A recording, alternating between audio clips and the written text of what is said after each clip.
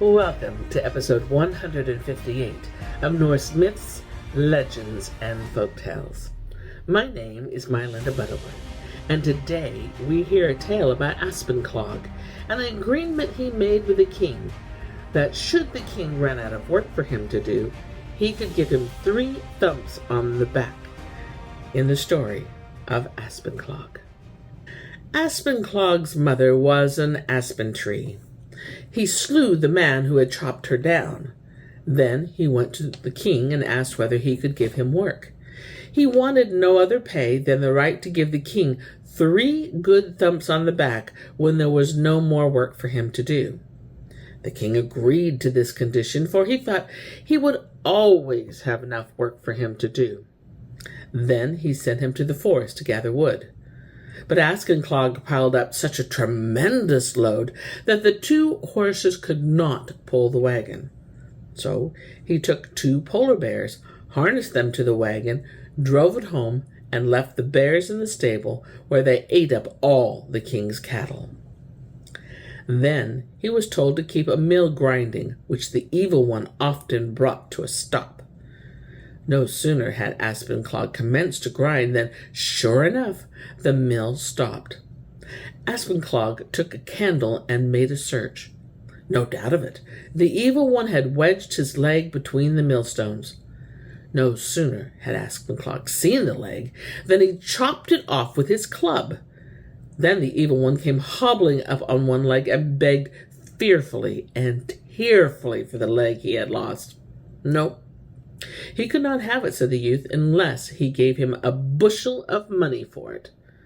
But when the evil one had to pay Aspenclog the money, he thought to cheat him, and said that they would wager bushel against bushel as to which of them could throw the highest. They argued a while about which was to throw first. At last, Aspenclog had to begin. Now, the evil one had a ball with which they were to throw. Aspenclog stood a long time looking at the moon. "Why do you do that?" asked the evil one. "Well, I would like to see whether I cannot throw the ball into the moon," said Aspenclog. "Do you see those black spots? Those are the balls I have already thrown up into the moon." The evil one was afraid of losing his ball, and he did not dare to let Aspenclog throw. So they wagered bushel against bushel as to which one of them could blow the highest note.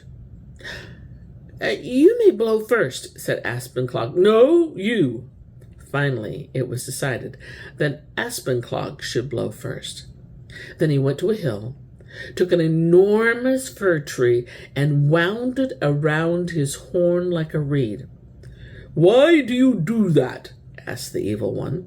"Well, if I don't, the horn will burst when I blow it," said Aspenclog, was Aspenclog's answer. Now the evil one began to get frightened, and Aspenclog came home with half a ton of money. But soon the king had no corn left to grind, and war broke out in the land. "Now he will have work enough to last him a lifetime," thought the king, and he told Aspenclog to go out against the enemy.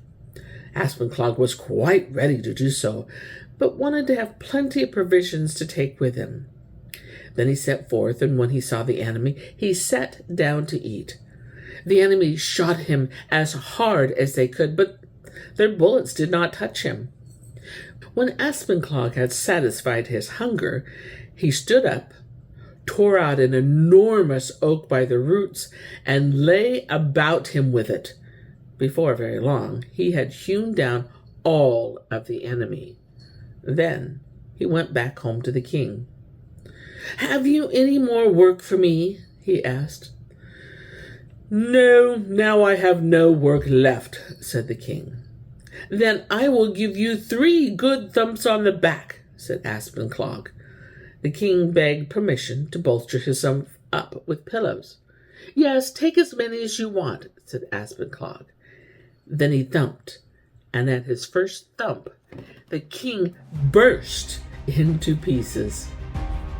And here is where I end my tale for today.